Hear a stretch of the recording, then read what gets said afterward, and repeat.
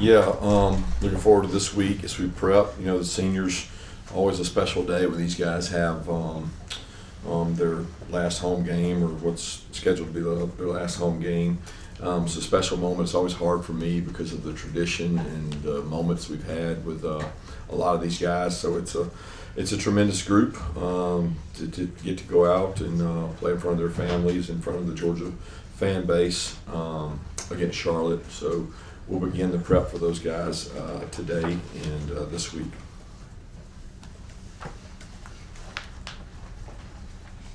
Kirby, just want to see if you had an update on CJ after Saturday. Yeah, he'll be week to week and see when we can get him back. Coach, I guess this qualifies as a big picture question for you guys now. Next week SEC play, you still got 2 big games to go and won't know if you'll be going to Atlanta for the SEC championship game or after the TAC game. Is that kind of in some way a difficult position to be in for you? Kind of how are you kind of approaching this? No, it's not a difficult position. It's we're worried about Charlotte, right? So we're focused on them. We're getting ready for those guys. That's who we'll prepare for. The next week we'll have a plan for the following week in terms of people breaking things down and things like that. But it's not a difficult time in terms of that because we're not really worried about getting better. Hey, Coach, I'm curious how you thought the rest of the linebacker room picked up CJ's obviously absence. Particularly Chris Cole seemed like he got the majority of the room. Yeah, all those guys rolled in there with Chris, Justin, and Raylan playing snaps, and those guys continue to grow and get better. They practiced well this year and continuing to get more depth in that room. But I was proud of the way those guys played a few more snaps. If you don't mind me following up, who gets the green dot, if you will, now that CJ's out? No, they all have a green dot. Okay. They rotate who has it by who's in. So it's not CJ doesn't always have it. Raylan has it some. Chris has it some. Justin has it some. Yeah, I was wondering if you had an update on Chauncey Bowens running off the game in the fourth quarter. Yep, be day to day. Hopefully get him back. I hadn't actually got a chance to see Chauncey yet, but he was doing rehab this morning and had good reports from that, but don't know much.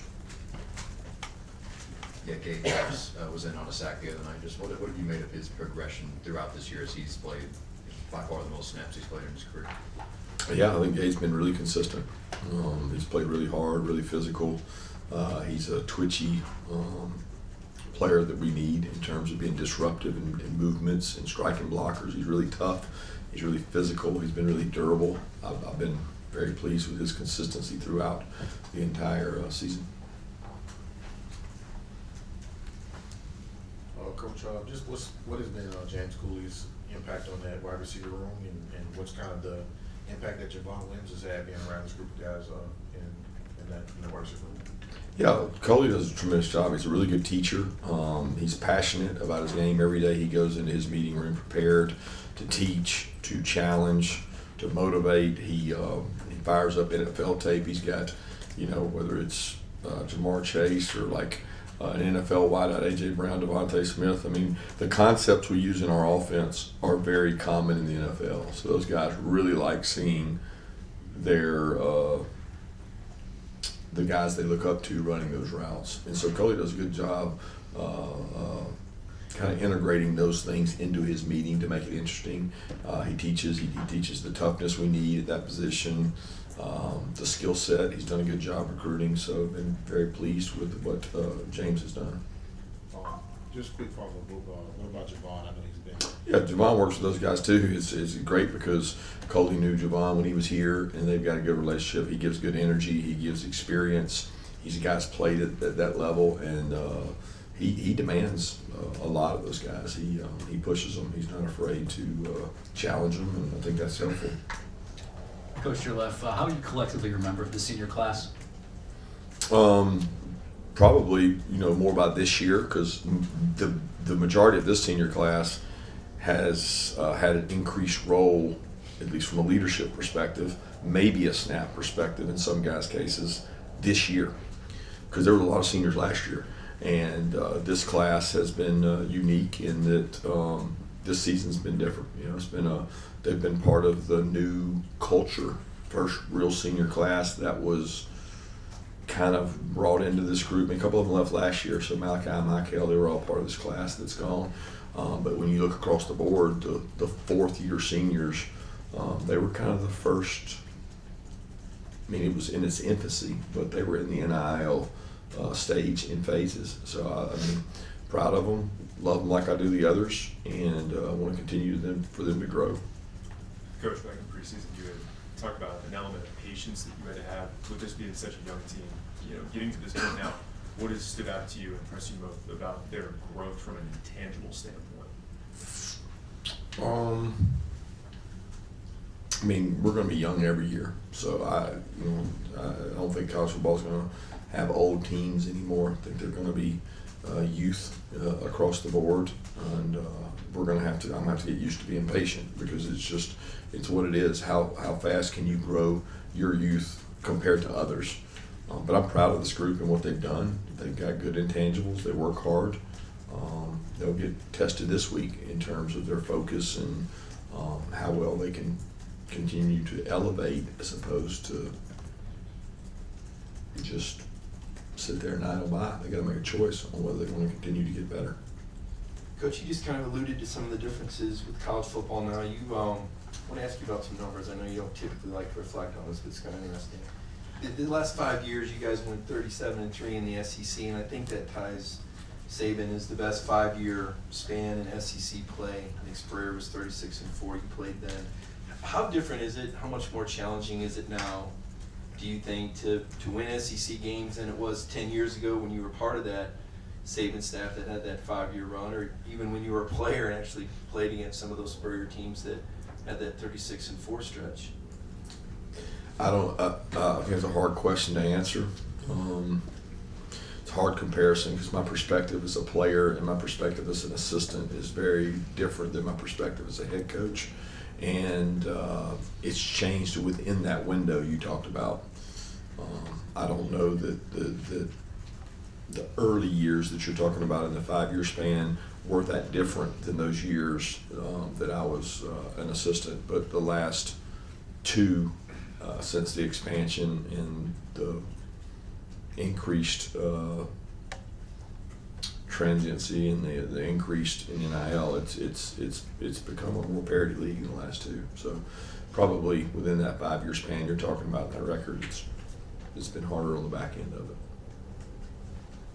What kind of growth have you seen from the defensive line in terms of getting pushed towards the quarterback pressure?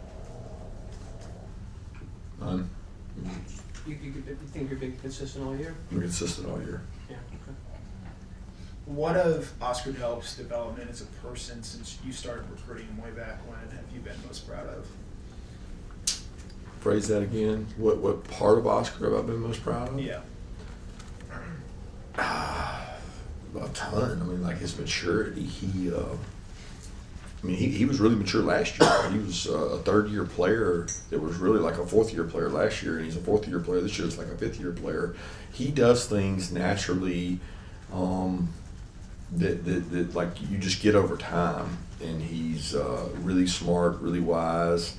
He has great spatial awareness of who to block, when to block them. You can put more on Oscar than you can somebody else because, I mean, he's seen it all and done it all. People don't, you can't put a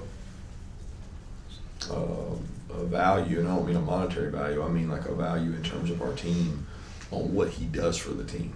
He's just incredible. He leads, he's got passion, fire, and energy. He's playing really physical this year. I mean, he's grown up is what he's done. He's practiced better too this year, but he didn't practice poorly before. He's just improved that, and he fits this identity of our offense really well. He fits Gunner really well because some of the things that Gunner does are made possible through guys like Oscar and Lawson. You look at some of the numbers for you guys in the red zone on offense. What do you feel like has been the key to you guys being so productive when you get in that red area, being able to specifically be able to find the end zone? Ability to run the ball. I mean, at the end of the day, guys, do your red area stats, and you know, if you struggle to run the ball, you're going to struggle in the red area. There's nowhere else to go. You can't throw it up there in the 10th row. You know, you gotta go through somebody's face, and that's hard to do for a lot of people, and it's hard to do for us, but we're committed to it. And same way on defense, you got to be able to stop them from doing that. And I think Gunner's legs have helped with that. Creativity on offense with Bobo, his staff, John Lilly in particular helps with the red area. They've done a tremendous job. We'll check on Krista Miller real quick, make sure he's okay since he went down the other day. As far as I know, he's good. Yeah, Monroe won SEC Offensive Lineman of the Week. Again, just what has he meant to this offensive line over the course of the season, especially since he's gotten healthier as the year's gone on? Demeanor, character, leadership, approaches the game the right way, a growth mindset of being open to get better. He doesn't ever think he's arrived. You know, he knows that he can improve, and I think he knows humility is a week away in this league because he's blocking good players. Kirby, based on what Gunner's done in the biggest games, I think the two top 10 teams here, 10 total touchdowns, 1 interception. Chris Fowler, Herb Street, they were pretty adamant saying he deserves an invitation to New York for the Heisman. Do you think he's proven himself, done enough to earn that invite? Yeah, I would defer to you guys and the people that judge that in terms of what that consists of. It's hard for me to lobby for that. What I will say is he embodies everything about that award: resiliency, character, determination. I mean, all those words that embody Heisman Trophy winner. Gunner's got it, and he's done it on the biggest stages in front of the biggest audiences against some of the toughest competition at a really high level. So you know, he's playing well, and he's playing to make the people around him better, and his value to our team is immense. Kirby, several teams in the SEC are still alive for the championship game. Curious, with the college football playoff now 12 teams, how do you look at reaching, you and your colleagues, I guess, reaching the championship game changed at all? Ohio State, Notre Dame went to the championship game, the CFP last year without playing in a championship game. Yeah, how we look at going to the championship game, that would be like saying, are you looking at intentionally losing? Okay, well, that sounded like, I can't, I mean, I want to win every game that we possibly play. So what does that mean? Well, from, you know, the 12-team playoff is kind of an end-all be-all for, you know, you see a lot of coaching changes, programs aren't getting there, they're making changes. You know, how does it affect, you know, just the path now that you have a championship game, and instead of only 4 teams, you don't necessarily need to win it or even get there to get to the playoff? Yeah, again, my objective is to win every game we play. So where does that put us? Puts us in that game, right? So there would be no way I would ever look at not playing in that game. Can't do that. Got to look at the opportunity to go play and win a conference championship that has eluded more programs and has been as rare to win in some cases as a national championship. And that philosophically, I mean, I'm a kid that grew up in the SEC footwork and thinks that that's one of the key ingredients, most important games. To talk about the future and what it holds, I can't even speculate what that holds. And to talk about the way our coaches look at it, regardless of how they look at it, how are they going to perform on the field on Saturdays? They're going to go perform to win, which puts you in that game. Coach, let's see if I can get you to speak to DeMello's physicality and kind of when you have a cornerback like that, you can play that kind of toughness, what that kind of does for him and the position. Well, it creates value for him. It creates value for our team. We have what we want to be a tough physical team, and hard to be that if you don't have players that are willing to stick their face in there, tackle. He was that way in high school. He was that way in basketball. He's been that way competitively all his life. He's done it. So it doesn't surprise me that he's that way. He buys into that culture of toughness and showed it the other night. Yeah, Colin Gill is a guy that spent a year here with you guys. What stood out to you when he was part of this program and what you've seen now that he's playing at Charlotte? Physical, big, tough, plays on special teams, not afraid to hit you and playing different positions for them. I know we haven't gotten to see a ton of game reps from him, but how has Ryan Puglisi developed for you guys in practice? Ryan's done a great job. He gets a lot of work as well as Ryan Montgomery. Both those guys, we get them extra reps during the week. They get reps on Mondays and do extra throwing, and both those guys continue to grow.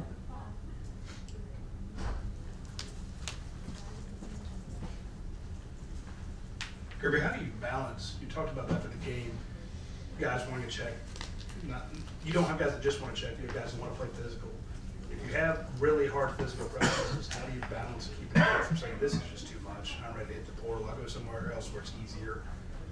But you still have to make them physical, so you have to kind of put them through that grind. How do you balance it? We schedule them. The ones that want to leave, we schedule them.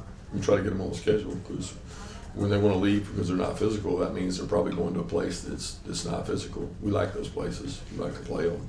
We prefer them, actually, if you can get them on the schedule. So it's one of those deals that you don't run from hard in life. You run from hard in life, you'll find more hard. Any more for Coach? Thanks. All right, thank you.